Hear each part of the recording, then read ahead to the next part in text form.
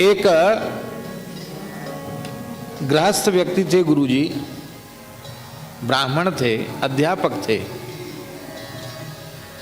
और लोग कहते थे कि ये इनके जीवन में पता नहीं कभी बदलाव आएगा कि नहीं आएगा, क्योंकि वे किसी कथा वार्ता में जावें या किसी धार्मिक आयोजन में जावें, ऐसी उनकी प्रवृत्ति नहीं थी।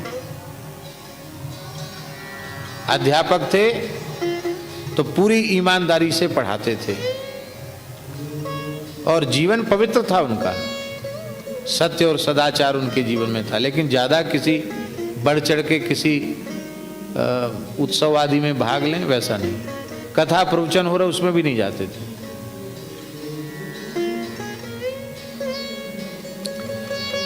हमारे महाराज जी की कभी उस क्षेत्र में कथा होती थी, भक्तमाली जी की, और उनको सूचना होती तो उसको सुनने आ जाते थे, शांत होकर के सुनते थे। शायद जीवन में 2-4 कथा सुनी होगी उन्होंने। और एक जैसे गृहस्थ पूरा एकदम रचा पचा ऐसे ही थे, खेती परिवार सबको ध्यान रखना, लेकिन वे सावधान थे।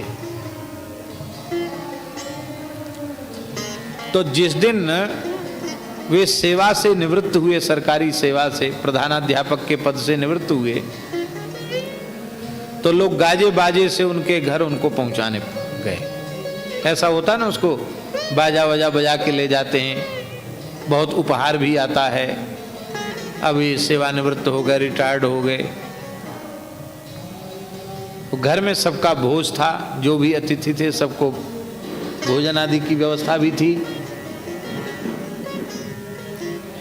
सारा उत्सव समाप्त हो गया।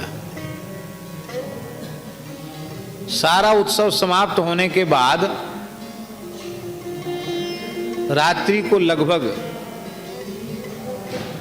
10 बजे उन्होंने बुलाया, अपने एक ही पुत्र था उनका, अपने पुत्र को बुलाया, वो भी अध्यापक था। तो पुत्र को बुला करके कहा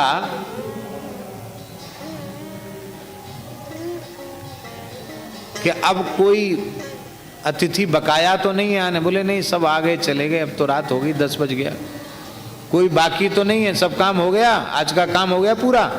बोले हाँ हो गया। बोले देखो, हम जब तक गृहस्थ थे तब तक हमने खूब सावधानी से अपने कर्तव्य कर्म का पालन किया, और भगवान ने हमें ब्राह्मण कुल में जन्म दिया तो हमने संध्योपासन भी किया, गायत्री जप भी किया, अध्यापक थे तो हमने ईमानदारी से पढ़ाया, जीवन हमारा पवित्र बीता। लेकिन अब हम जैसे प्रपंच में पड़ा हुआ अब तक हमने जीवन बिताया, अब ऐसा जीवन हम नहीं बिताएंगे। अब रिटायर्ड हुए हैं तो अब जो काम आत्म कल्याण के लिए, स्वयं के लिए हमें करना चाहिए वो हम करेंगे। फिर तुम यह मत कहना कि तुम हमारे घर के किसी काम में सहयोग नहीं करते हो, हम तुम्हारा कोई काम न सुनेंगे न देखेंगे। किसी भी प्रकार के व्यवहार की कोई चर्चा हमसे कभी मत करना, न खेती की, न व्यापार की, न कुछ नहीं। एक दुकान भी थी उनकी।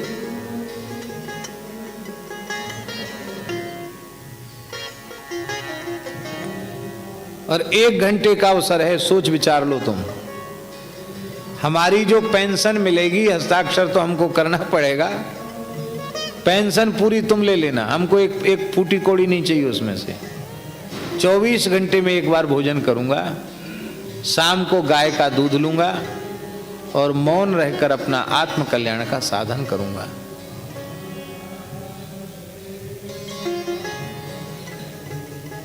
फिर तुम कल प्रपंच मत करना कि बाबूजी अब हमारे किसी काम के नहीं है। 1 घंटे का समय है, उत्तर दो हमको, और नहीं तो तुम्हारी जो माँ है ना, उसकी मोह ममता बहुत है परिवार में, उसको हम उसके लिए परवाह नहीं है, उसको हम छोड़ देंगे यहीं और हम अकेले ही चले जाएंगे। कहाँ जाएंगे? जहां हमारी इच्छा होगी वहां हम जाएंगे।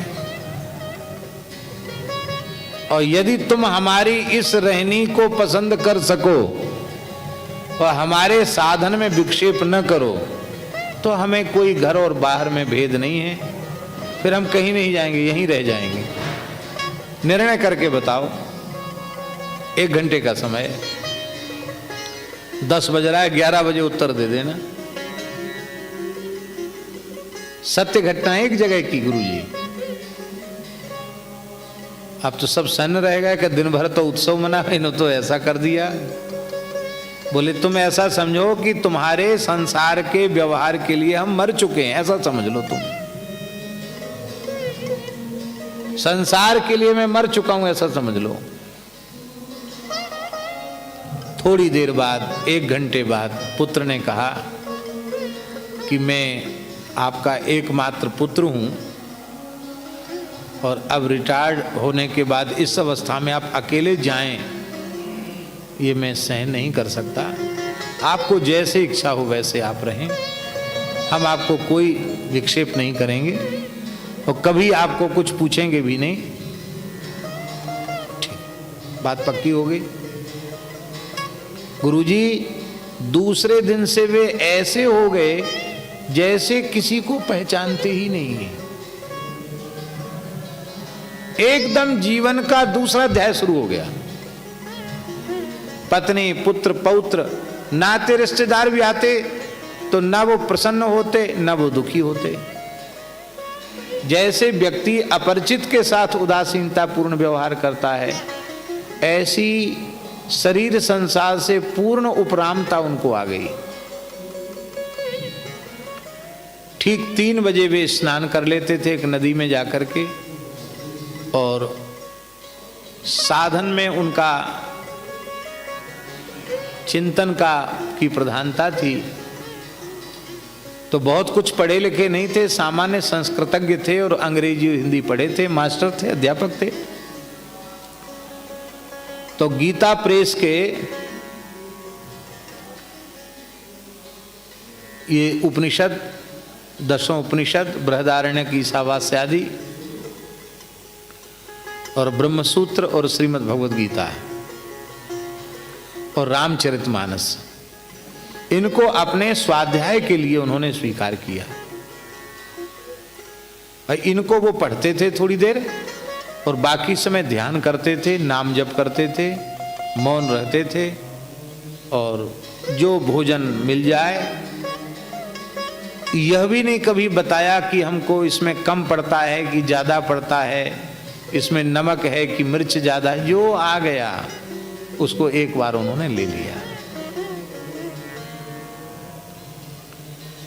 इस स्थिति में वे रहे और उसी अवस्था में हमारे महाराज जी की कथा एक गांव में हुई। उस कथा में वे आए और ऐसा स्वरूप उनका हो गया था उन महानुभाव का कि हम आपको क्या कहें। उनके निकट बैठने वाले की वृत्ति शांत हो जाती थी। इतना शांत हो गए वो कि उनके पास पहुंचने वाले की वृत्ति शांत हो जाती थी, उथल पुथल बंद हो जाती थी, ऐसा था।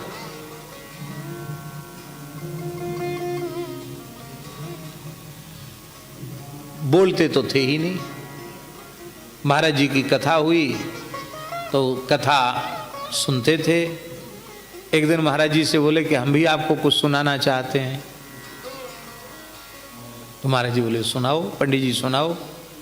तो बड़े भाव से उन्होंने, वृद्ध थे, एक भजन गाया, मन की तरंग मार ली बस हो गया भजन, आदत बुरी सुधार ली बस हो गया भजन। ये उन्होंने सुनाया था महाराज जी को, एकदम गदगद होकर के सुनाया था। महाराज जी ने कहा पंडित जी देखो, सब लोग कहते थे कि ये तीर्थ यात्रा नहीं जाते, यहाँ नहीं जाते, वहाँ नहीं जाते, पर ये सावधान थे, इसलिए इन्होंने अपनी वृद्धावस्था का कितना उत्तम उपयोग किया और उनका ध्यान लगने लग गया, उनकी समाधि जैसी लगने लग गई और ऐसे ही एक गिलास जल किसी से नहीं मांगा, बीमार भी नहीं पड़े और भजन करते करते देह का त्याग किया। बैठे बैठे एक योग युक्त सन्यासी की तरह उन्होंने मूर्धानम अभिनिश्रितैका ब्रह्मरंध्र से प्राणोत्सर्ग किया। महाराज जी बोले देखो ये है प्रमाद शून्य व्यक्ति का गृहस्थाश्रम। तो वृद्धा, ये बात इसलिए हम निवेदन कर रहे हैं कि ये जिन व्यक्ति की ये बात है उनको हमने देखा है अपनी आंखों से, उनकी बात हम बता रहे हैं आपको।